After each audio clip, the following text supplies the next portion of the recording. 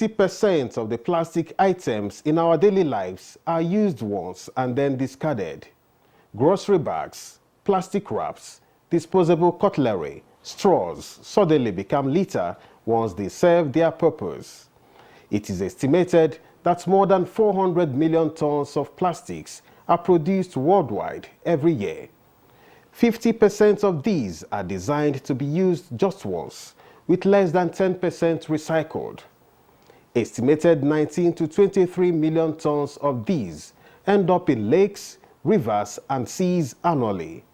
This has become a problem for the ecosystem with aquatic life threatened, causing ingestion, suffocation, and entanglement of hundreds of marine species. The amount of plastics in the environment has increasingly become problematic because it is non-biodegradable and therefore sticks around for a lot longer, even up to 1,000 years longer than other forms of trash. Beating plastic pollution and spotlighting solutions to the problem is the focus of today's episode of Late Edition.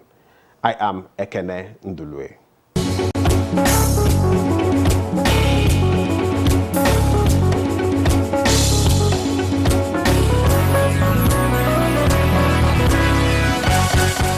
Joining us in the studio to discuss mitigating plastic pollution is Professor Babatunde Bolaji Bernard, a zoologist, professor of exotoxicology and radioecology, a Commonwealth scholar, consultant and expert, United Nations and World Bank safeguard consultant. He has executed grants from International Foundation of Science, National Technical Advisor, International Atomic Energy Agency. He is also a consultant to Federal Ministry of Special Duties and Intergovernmental Affairs on training of almajiris and other street youths on utilization of plastic waste for building low-cost housing and interlocking tiles.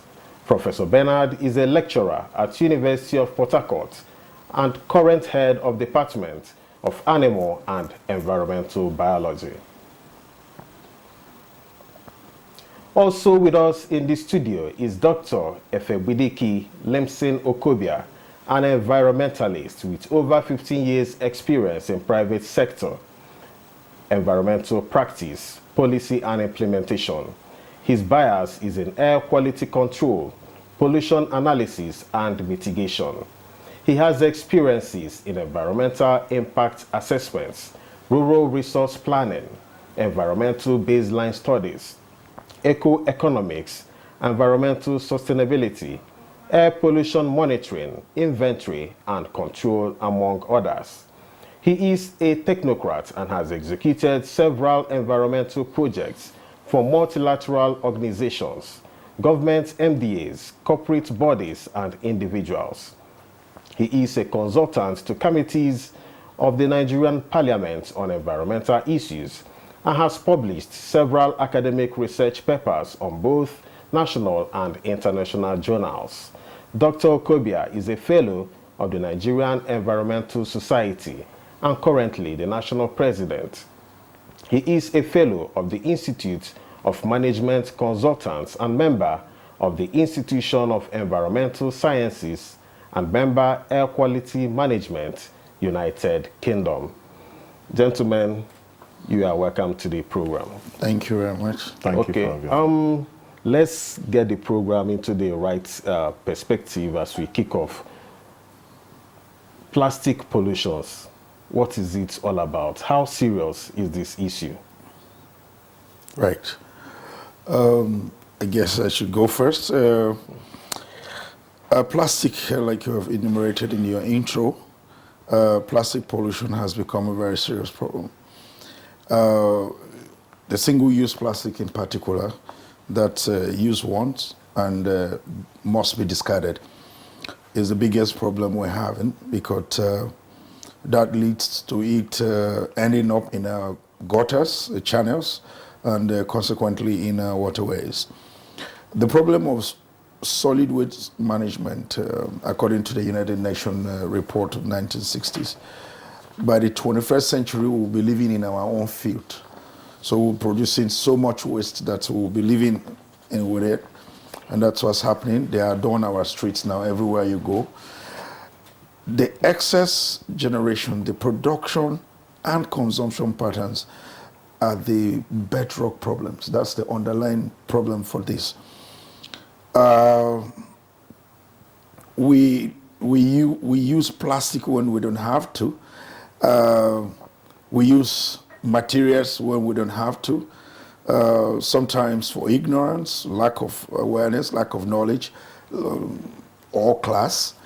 And eventually all these end up in the environment because we don't have proper solid municipal waste management programs. In Nigeria, I think the best I know is Lagos that has ever established a proper waste management facility. The one we have generally everywhere is a dump site. A proper landfill is what is needed to take care of this, because it's lined with an impervious material. Whatever goes on it cannot penetrate the earth. They leach it after rains, water is collected, gas can be used there, and some other things, good things can come out of that. It's expensive. And so municipalities just generally avoid it. As a consequence, the dump sites are the recipients for this plastic and other forms of waste. That is exposed to rain, is exposed to wind, is exposed to everything. So even if they go and gather, the truck, the person who delivered it there has collected his money. This waste is now available for distribution in the environment and consequently enter our gutters.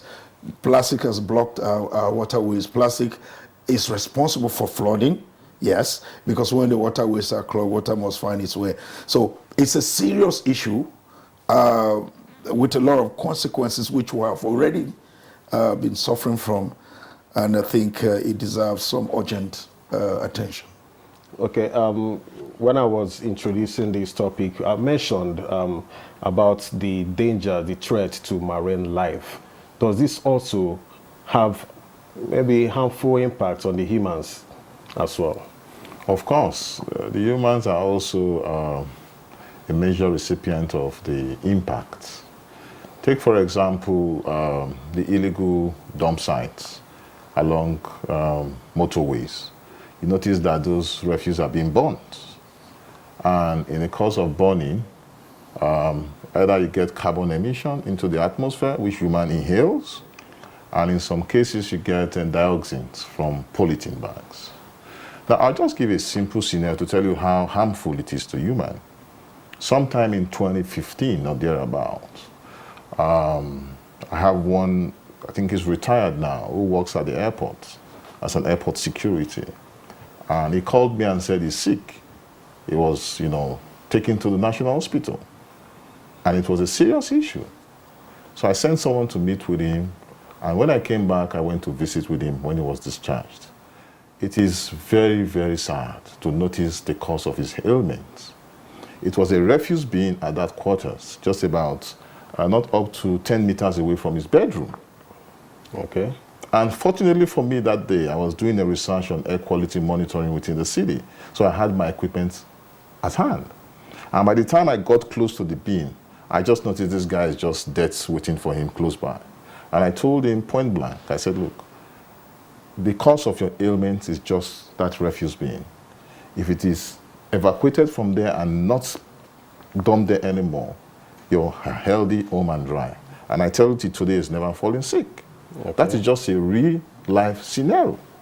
Okay, so you can imagine those in the peri-urban centers in the city who are burning refuse on a daily basis, and people are inhaling this refuse, the carbon and all that. Don't also forget you have short-lived pollutants that also come from the dustbin. Okay, oxides of nitrogen, methane gas from degradable food stocks that are there. So the humans has a major impact. We just that it's unfortunate we are at this stage in our Okay, talking about burning plastics, I know that before now incineration was recommended as a waste of this means of disposing plastic. What has changed?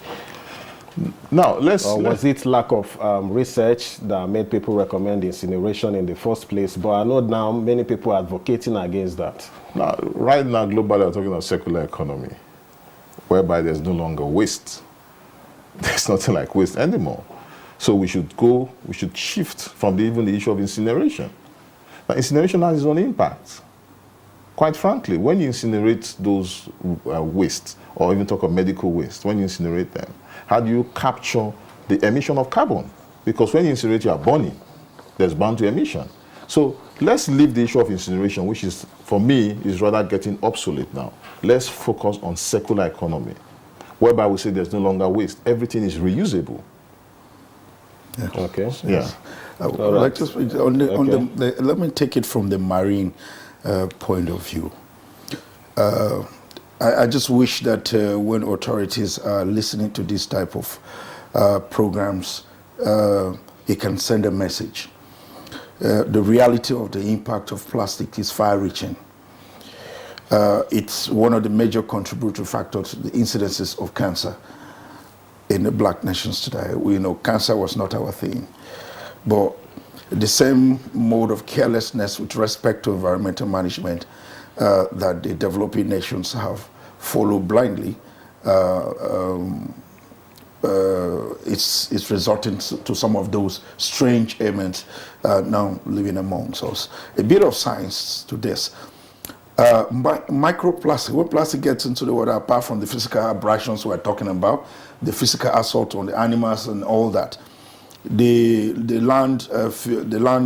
dump site things, which we're also talking about, the burning, then the clogging of our waterways, flooding, people dying, massive impacts are happening. But let me just go a bit into the science that should be able to frighten someone who is listening. The microplastic is bigger than the blood cell.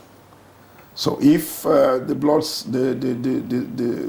body cells, the somatic body cells are possibly around 150 microns, the microplastic is about 300 and something. So it's like a trailer to Okada. When they collide, you can best explain. So that's the thing. Once they are inside the body, it's a xenobiotic now, and running in the bloodstream has the capacity to impact on the individual cells as they travel. Flushing them out is not easy. And since they are bigger, they are now bullied. They now bully these cells. The cells become carcinogenic in the sense that they are no longer responding to the normal mitotic divisions or normal actions of the cell. They begin to behave. They begin to refuse to listen to the central, which is the nucleus, and as a consequence become cancerous. Okay. Cancer is emerging. So it's a serious issue. If you take the blood samples of people, this has been published in many quarters. Blood samples, microplastic in blood sample. It's happening in the animals down in the water as well. And you know, animals in the water, I feel for them more. Like on the land, if you are burning something, the birds can fly away to better environment until maybe it's safer to come back. But once pollution occurs in water, they are with it. They don't have anywhere to go. So they stay there and receive all the microplastic. It gets into their system, mess them up. When we eat them, it comes back onto us again. And remember, this thing is made from hydrocarbons. Okay. So the consequences are actually far-reaching. If only we can listen, a few tweaking of policies here and there, some of these things can actually be abrogated or stopped completely. Okay, that's a very graphic analogy you've drawn there. And I know in the 70s, 80s, plastics were not this much in our environment.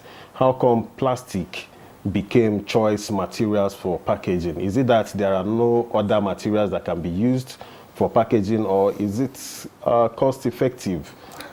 Yes. Plastic, majority of the inorganic is made from hydrocarbons, which is readily available, and it's a byproduct. So it's like additional money to the person refining the crude oil. So it's easier to make synthetic plastic than it will interest you to know that you can make plastic from cellulose, which is a hydrocarbon, which is a carbohydrate. Okay. Yes, you can make plastic from organic material.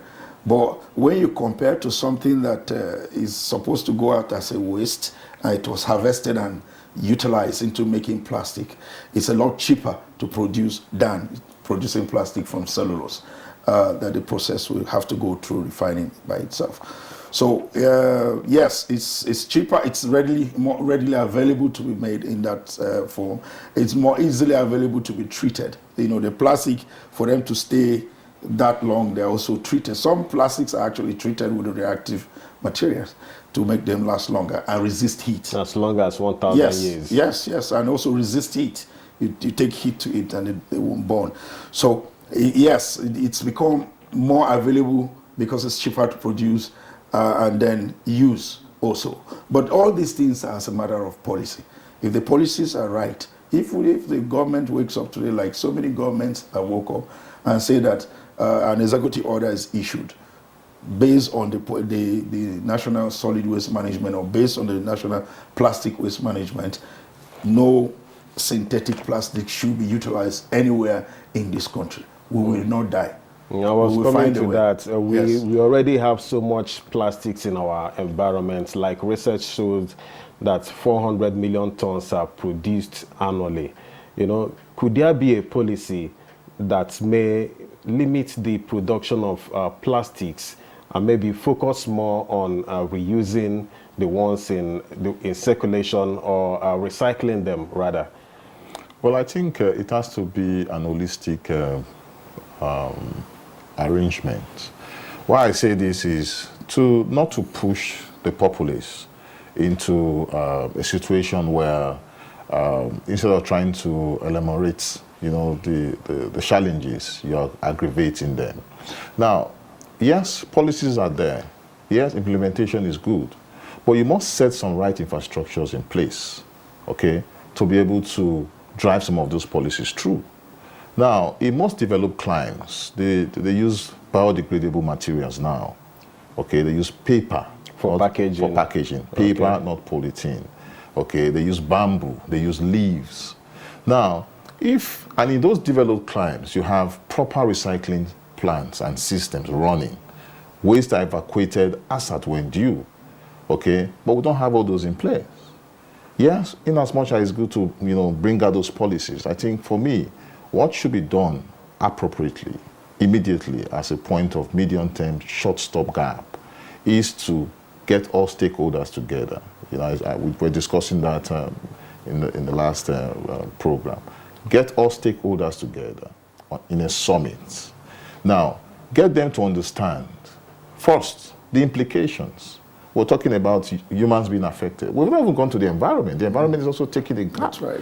You know, on the impact of plastics and pollution. Now, if we have that understanding, okay, for me, I don't think funding is a major challenge. You know, when, you know, government agencies talk about funding, the local government talk about funding, they make it look as if funding is a major gap. Yes, funding is important, okay, but there are strategies you put in place that also sensitizes the people, get them involved in the process of even disposal, and also making them know they could benefit from taking their waste to a specific location. So in the course of putting those logistic funds in the hands of government, you've brought it back to the people. So you find out that in a nutshell, when we have an holistic arrangement and people are speaking the same language, the issue of waste management becomes very simplified. Financing may not come from government. Exactly. Again. The private sector initiative also needs to be there. Yeah. I said that in 1 or 2 programs, even in the UN House. I told them, government must get private sector involved in waste management. They shouldn't see, the private sector or other individuals as competitors. They should see them as partners in trying to solve these challenges. This problem, yeah. But when they see you, because they only see people as competitors, if you want to go and evacuate waste from a local government, Yes. you can't even dare try it. Yeah.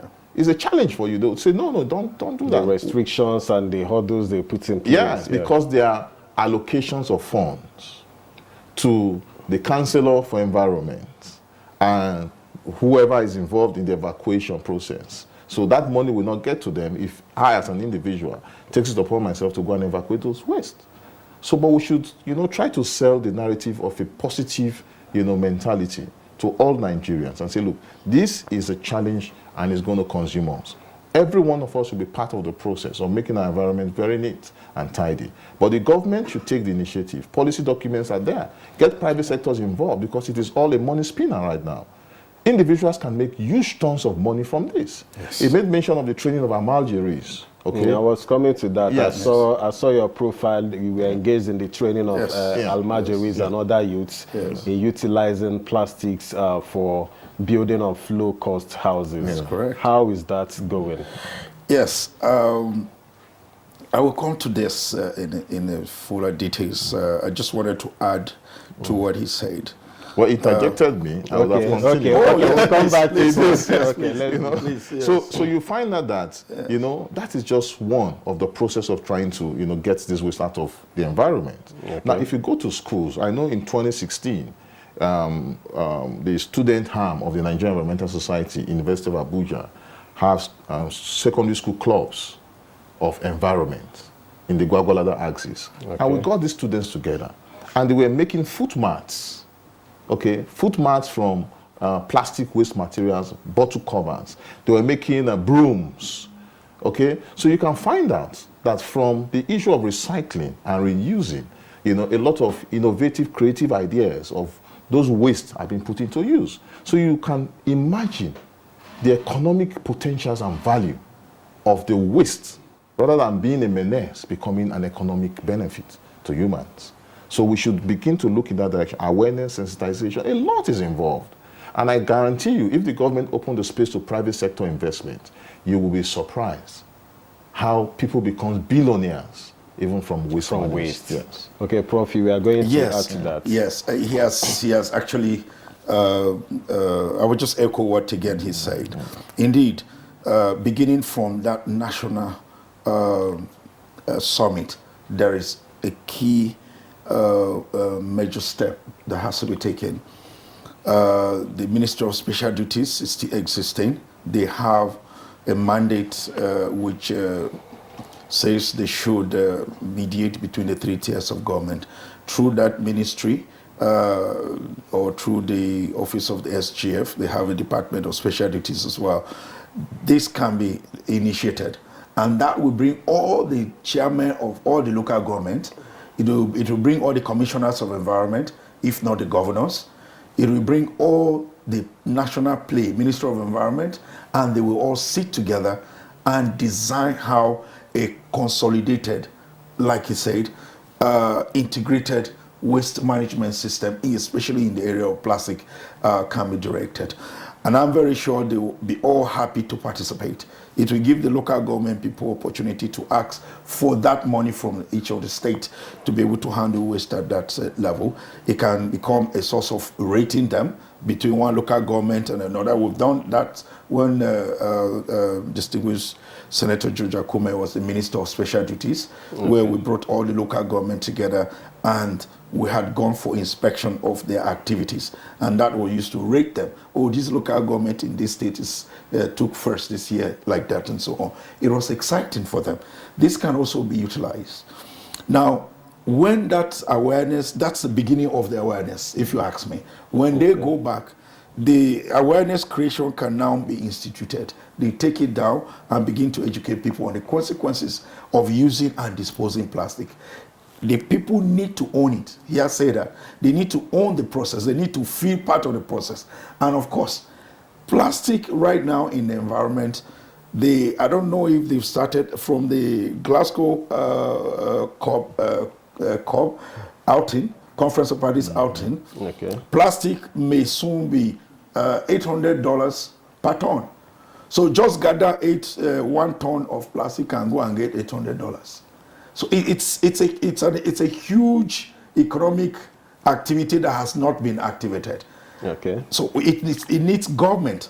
Government, why? Yeah, because when government comes to a thing, it creates a huge impact and cascades down, and then people can catch it. A private sector can come and catch it, and everybody is making money. The ordinary person on the street will feel the impact. So I think that sort of arrangement is what is needed right now, and that's what we're advocating. Government has a policy on plastic. Government has launched a policy on waste management. They can just take those places, constitute a committee of implementation, and make sure this goes down all the way to the ordinary man.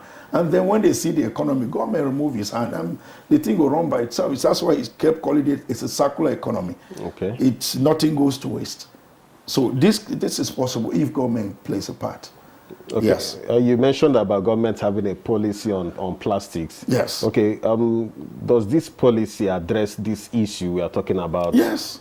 Okay. Yes, the policy addressed it. I mean, he was part of it. Okay. Yes, he was part of it. The policies address all these things that we're saying here. It is no, in just specific terms, what does the policy say about plastic management? I think I will leave it to you. Okay. Well, the National Plastic Policy document gives you a background of plastic and gives you the various scenarios. Okay. Now, when you talk about the implementation, which UNIDO is doing right now, that document was funded by UNIDO. Yomi Banjo is, spearheading that for the country reps. UNIDO now is setting up pilot projects for plastic recycling. Okay, and they're also being funded by joint funding with the Japanese government. Now, what they're also looking at is coming out with guidelines, because when you have a policy document, you must also put into place the implementation process. And I must commend UNIDO for taking that step in coming out with an implementation drive. I think for Abuja, AEPB is, partnering with them, and they have provided a location in Jabi or somewhere. Now, that is a good step. Okay, I in one of the forums, I questioned why Jabi. Okay, phase 1, where you have the elites. Why not take it to somewhere close to the peri-urban areas? You get my point. But that I would not, probe on. They have a reason, they have the indices, they have the criteria for, choosing that location. Now, the implementation which you drew, apart from the National Plastic Policy document, you have the National Municipal Solid Waste document. Now, waste is huge. We're looking at just plastic. Yeah. Okay? Yes. We have biodegradable waste. We have construction waste. We have medical waste. These are all waste. So now, these two documents are there. Okay? And it's also UNIDO that also funded the National Municipal Solid Waste document. So, and they are taking it headlong. Now, why should we leave this for multilateral organizations who are magnanimous enough in funding, looking at the economic challenges, okay? And the government is not opening the space to private sector. That's a major challenge. Okay. Private sector should be a player. We'll get right back to you. Yeah. We're fast running out of time. We want to take a break now. So this is where we take a break on this edition of Late Edition. When we come back, we'll continue with mitigating plastic pollution. You can't fight piracy, you can't fight a war. Therefore, you don't claim your rights. The challenge I see is in the fiscal. Do we have to wait until we have a problem? See, the problem with those who speak on behalf of themselves and the country is that they should have facts. I'm speaking now as Minister for Transport. For you to become economically independent, you must have to curtail the level of importation of other people's products and services. matter how rich you are, you can't bring certain vehicle into the country. Okay. There's no competitiveness within the state. I am Claire Adelabu Abdulrazak. Thanks for joining me.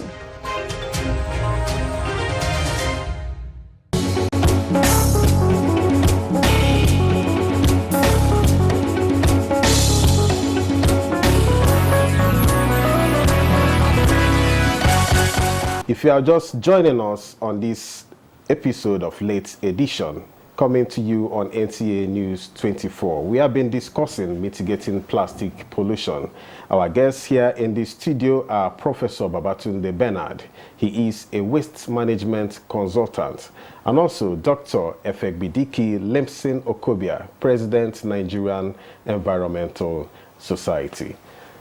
Doctor, before we went for that break, you were still talking about the policy on waste management in Nigeria. Okay, let me allow you to land. Yes. Okay. Now, for the municipal solid waste policy document, that was approved by the national executives in 2020 during COVID. Okay, because I was part of the consultants that did 2020-2022 strategic plan for the Federal Ministry of Environment funded by the UNDP. Now, it was in that validation session, when we're discussing, I draw Professor Oladipo's attention to that document and also issues that has to do with air quality monitoring and some other areas. And it was brought to the fore to the Minister of Environment for States, Sharon Ikpeazu, and she took it to Executive Council for approval. Now, 3 years after, this is the gap, this is the lacuna in government's implementation. A policy document has been approved, no implementation plan. Are you still waiting for UNIDO to come and implement that policy document? So you can find that, I find it's very difficult to understand. Now, let's look at mitigation strategies. Fair enough, government does not have funds. Fair enough, okay. Now, you don't have funds, and you have people who have funds that wants to come into that space. To partner. To partner. Why not create the enabling environment for them to thrive and help you mitigate your challenges with regards to not only plastic, but municipal solid waste? Now, if you look at this, well, I'm supposed to be consulting for different organizations. Well, I'll give it for free here, okay? Now, take for example, yes, take for example, AMAC. It is stratified. You have high, medium, and low income districts. That's how the district is planned. Now, if you do a quadrant, research analysis of the phase 1, where you have most of the elites, Wuse, Gariki, Maitama, Asokoro. Asokoro is low income. Okay. You understand the house degradation for high earners. Maitama, the same thing. Wuse 2 is for middle class. Gariki, you find that you have a lot of high-rise buildings. That means you have low income earners within this axis. Now, if you do the demography for waste evacuation, and you say, oh, Maitama, yes, those are affluents, they pay this amount for evacuation. Okay? And you now come up with a policy driven by AEPB of separation of waste at source. Okay, trickle it down into the educational curriculum. Do sensitization, awareness campaign on this. If you do that for 3 months, it sinks. You get the media to be part of this arrangement. Now, what that does to the economy of the city, you're going to create employment for more vendors. Yes. Okay? You're going to create employment for those who will be working in the recycling plants. That's correct. In the next 6 to 7 months, you have those who are unemployed being fully engaged in different times in these recycling facilities. That's correct. You have those doing morning shifts, you have those doing afternoon shifts, you have those doing evening shifts. Also for the recyclers, they also will be making money by selling those products to manufacturing facilities. And they will employ people. So you find out that something that has become a menace, constituting nuisance, is now an economic value. The value chain is enormous. It's enormous, yes. That's correct. It's enormous. We're talking of mitigation strategies. Yes. So it is just get the right people. Okay? See, the difference between private sector and public sector is huge. But I guarantee you, they have brilliant ideas in the public sector. They do. But they are restrained by the bureaucracy in government. Yeah. You must report this, you must pass this, you must pass this. So they can't take the private sector initiative. Yeah, exactly, chain of commands. Yeah. So when you bring in the private sector into play in this space, I guarantee you, you will be amazed the transformation in waste management system in Nigeria. That's right. And you have a lot of people, international partners, who are willing to come in. Yeah. They are willing to come in. Let me just say this. We have in Abia State, one of our members in Abia chapter, who produces machineries that could crush plastics into pellets and sell to industries. Chinese people, Indians are buying it. They are doing it, and we yes. go. You see, this is painful, and the NES is driving this initiative, and we're going to get a lot of people involved, even the UN, Nigerian Society, Nigerian Environmental Society, yes, like Nigerian Environmental yes, Society. because this is a Nigerian, and the advantage for this product, the machinery, is that the maintenance is going to be cheaper, because when you buy foreign machineries from overseas and you want to do maintenance, you need to get those experts in. Or they do train the trainers. These ones are locally manufactured. Locally fabricated in Abia State. In Abia State, yes. Fantastic. So these can be produced in large It can be in quantities large and quantities. distributed all over. Yes. For waste management. For waste management. So what's stopping it? Well, that is the process we are driving. The gentleman, I've been speaking with him. I'm supposed to go to Aba to see. I've asked the chapter chairman there to meet with him. You know, because for me, I like doing due diligence. Okay, you've spoken to me. I want to see the practicability of what you're saying. Then I sell it with all sense of confidence and integrity to say, I've seen this thing is working. You know, go and get it. Yeah. This is what you get. You get value for it. You know, the cost implication is cheaper. Because you're not using foreign exchange. Getting the machineries is one thing. Then getting government to key in is another thing. That's exactly what private sector initiative comes in. Yes. It's not.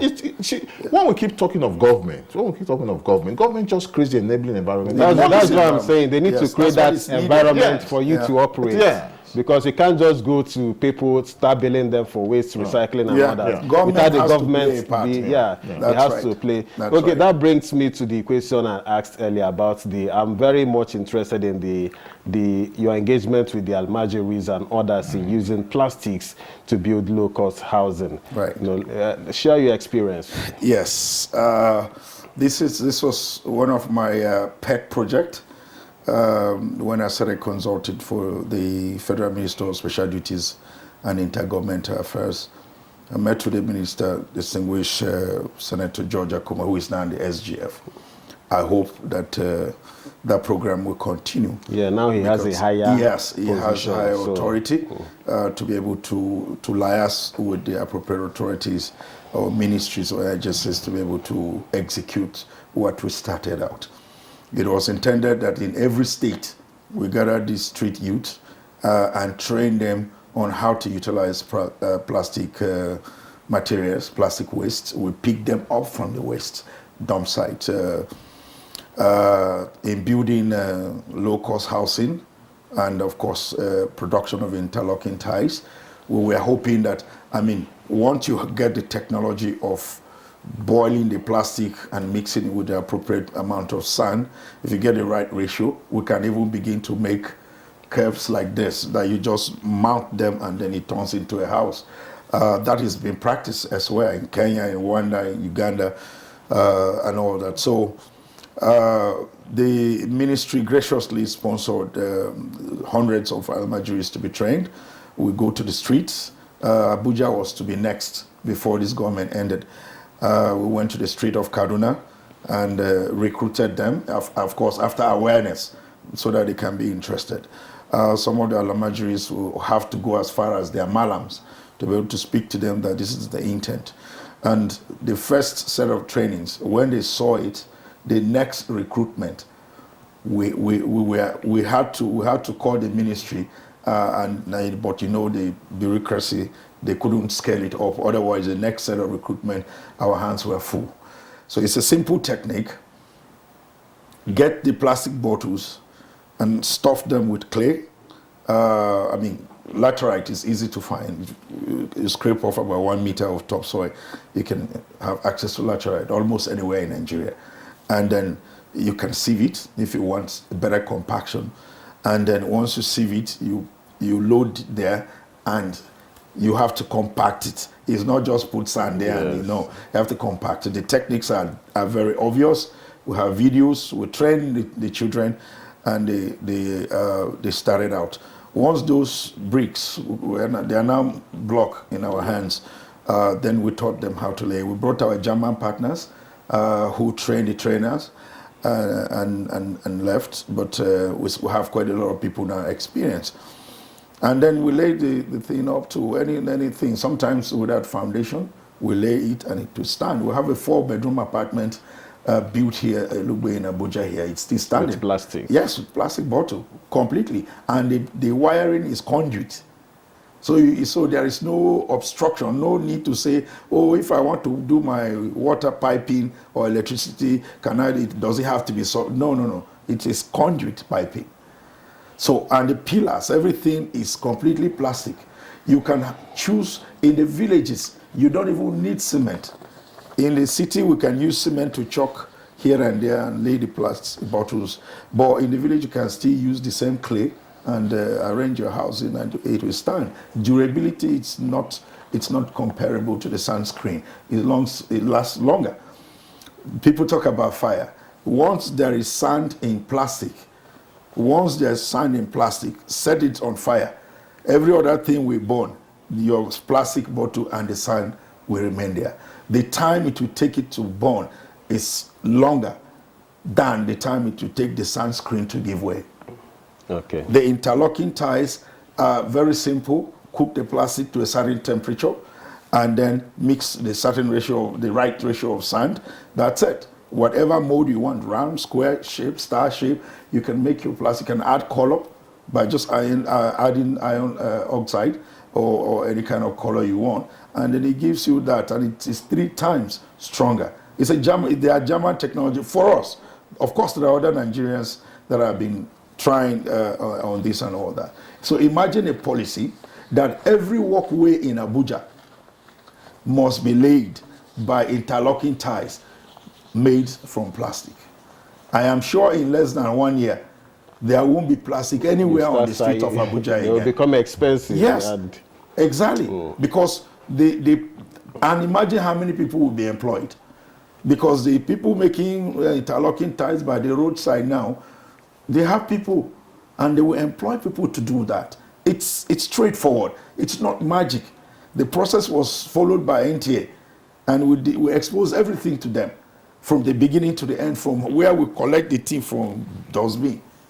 We did not hide any process. So it's straightforward, but it will still require the government policy. I'm a scientist. So just before we left there, I had 2 of my PhD students. I wanted them to look at the emission aspect. Let us see the short-lived pollutants, and then others, the dioxins and anything that can come out from there. And then we even wanted to be able to tie our process to the UNFCCC processes and make some money off carbon credit, if we can be able to. But I jettisoned the idea just when they announced that plastic now can also earn carbon credit, up to $800 per ton by just gathering it. So why do you want to go into? Yeah, but I mean, this process of building houses with plastic bottle, it's everywhere. And I can't remember, it's Kenya or Uganda. Their UBE was mandated that every UB house must be built. The equivalent of the primary school, must be built with block made from plastic material. And that was fantastic. And if you see it laying out, you can know. It has advantage if you go to the one in Kaduna when your people visit. If you go to this one here, it's friendly with the elements. It's hot outside, it's cool inside. It's cold outside, it's warm inside. Just like clay would do. Yes. Right. So it's bulletproof. You know, it's just like putting the sand in bag. You know, bullets don't pass through. It is bulletproof, and it's proven. We did our tests in the laboratory. The tensile strength, the amount of force when the sunscreen will give way, the amount of force when our own a block made from clay and inside a plastic bottle will give way. We did all that. Okay. In German, we just interpreted it when we go back to Nigeria so that people can see the difference between that and the sunscreen block. So the things are there, the opportunities are there, and it has a huge opportunity to employ quite a lot of these boys off the street. They are earning money from it. They earn money from it. I can tell you, people, trainees, have built a mosque with it in ABU. One has a contract running right now at Ibadan to build 20 units in an estate of 200 units. He was given 20 units to build with plastic bottle. It's ongoing. We have pictures, we have videos. We can visit there. So it's no longer a myth or somebody is speaking English because he came out of the lab. Yeah. That's right. It's now a reality. He knows about it as well. And we are not the only people. There are quite a lot of other Nigerians who are making efforts in taking plastic off the street. A consolidated effort chaired by government initially will pave way for the private sector to come in and make jobs available for Nigerians. Okay, Doc, we know that mitigating plastic pollution has, first of all, to, address the issue of disposal of plastics. Aside the NGOs and other organized bodies that are involved in this, how do you advocate that households dispose of their plastics to avoid the wastages we see around? Well, let me say it is tricky. And why I say it is tricky, even if households separate their waste at source, what is the disposal mechanism? Okay, you don't have recycling plants where you can take plastic to, where you can take biodegradable to, and you can take grasses to. So all the waste comes into one fold. Until, like I said, and I'll keep emphasizing, there is a deliberate gazette by the states, okay? And the states should see this as a spinner. The gazette should be this: waste must be separated at source. Simple. Everybody must pay for evacuation of your waste. Simple. Get an enlightenment into the schools through the children, through the pupils, through the institutions. Get the media to be part of this awareness campaign. Do a road show like we do in NES. Do sensitization. By the time you do this for a period of time, while this is going on, the establishment of the infrastructures for recycling is also going on simultaneously. Because you are sensitizing them. Very key. Yes, and you're also making provision for the infrastructure. Yeah. So once you give a timeline for kickoff, all vendors that will partake in the various evacuation process are already accredited and contracts have been signed. Individuals who will be working with these vendors are already being employed. So it's going to be a simultaneous, systematic process. Now, that is where the evacuation becomes very, very important. So, if I am vendor A and I'm responsible to facility A, and what we are doing is evacuating recycled materials, when I come to your house, a specific day of the week is for evacuation of recycled materials. So when I come to your house, maybe in Maitama, because you look very affluent, when I come to your house in Maitama to evacuate your waste, I will take the green bin, which is in front of your house, which is the recycled material. That's right. So in that area for that day, for that week, I evacuate all recycled materials to my facility. Okay? The next, maybe 2 days or the next day, another vendor B comes to that same location interested to in another way exactly to have even biodegradable, maybe waste from your kitchen that is going into his own facility to get fertilizer out of it. So you find that it's a systematic clean process whereby you have vendors, you have the facilities, you have the workers, you have also the generators of the waste who are also part of the process because it must start from the waste generation separation process. It's working elsewhere. So it can work effectively. Yeah. I know I used to see things like that much in the West. Not even in the East, there was Yes. a time when you see people moving around picking plastics. They will exchange it for rubber basins or Yes. slippers. They will give it to you. That's right. It used to be in existence, Yes. but all of a sudden that's faded out. Now, let me throw this light to the issue of evacuation. Once this process is put into play, you will see a lot of industries springing up.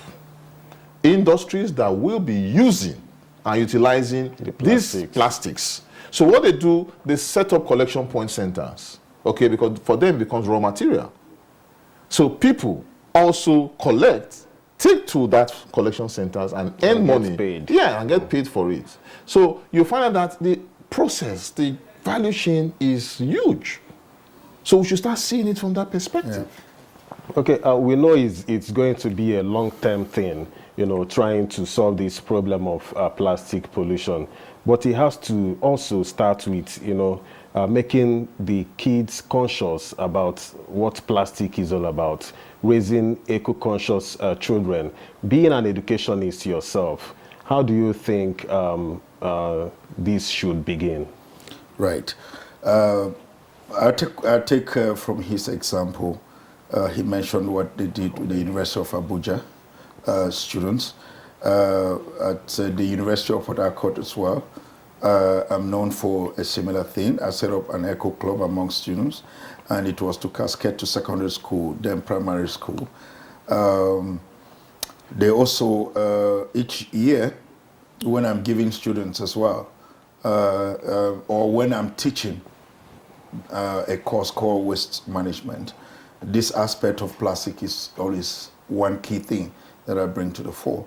So they go around the university, they collect the plastic, and we decide the project we want to do with it. So if you go to the University of Port Harcourt, between the Department of Animal and Environmental Biology, which is my department, and the Faculty of Science, you will see the walkway is plastic, done with plastic, designed with plastic. The covers, they use it to write, this is done by year two, so, and they design butterflies on the walkway. It's actually pretty, right? So this can be started with environmental clubs, or the existing environmental clubs can begin to, let me take it back to policy. You see, when the government comes into the matter and they organize that summit we're talking about, the awareness is in the hands of the local government people, and then a systematic way of going out to educate people on plastic comes into play. I guarantee you that there are actually already quite a number of environmental clubs existing in Nigeria, or environmental NGOs existing in Nigeria, that can take it from there and begin to reach out to primary school, secondary school, and get the people, and even the unserved people. We can do this education in different languages and take it to the unserved people in the villages or in the suburbs. People who cannot speak English, people who are not educated. They should always all be part of any policy Nigeria makes, because sometimes it doesn't work because the right people or the majority of people who should be consuming that policy are not involved or taken along. So it looks as if it's not working. So for this waste management, you can imagine what happens in suburbs. They have to be involved. They have to make sure that this education gets to them in a value, in a form that they will be able to consume and understand. I believe we can start from there. All right, Doc, we have a new administration now that may be interested in mitigating this plastic pollution we are talking about. So what will be your advocacy? Now, first, I would like them to, like I told Professor Bernard, convocate a summit of key stakeholders. Now, for me, like I tell them when I go for most workshops, seminars, I say, look, I don't like coming to hear a communique taken in a specific conference or workshop, and we come the next year, we're still discussing that issue. It is really sad.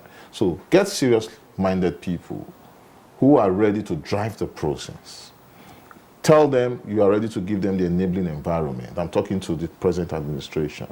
Okay, the NES is ready to drive the process with whichever government agencies that are there. And let me tell you why I say this. The last administration, graciously let me thank His Excellency President Muhammadu Buhari for assenting to the Institute of Environmental Practitioners of Nigeria bill, which is now an act. That is a major leap for the environment sector. What that means is that we have an umbrella where practitioners can now come together and begin to cascade more training and ideas of executing environmental sustainable projects. It has never been there. It has never been there. So, you see, there are issues that this administration should take headlong. Call the practitioners. Sit with us.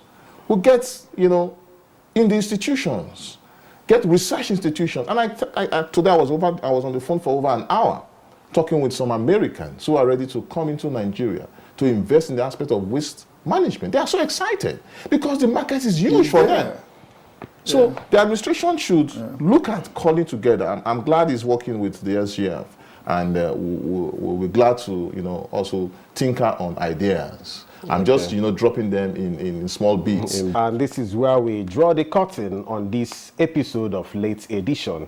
I have been speaking with Professor Babatunde Bernard. He is a waste management consultant, and also speaking on the issues, Dr. Efegbedike Lemson Okobia, President, Nigerian Environmental Society.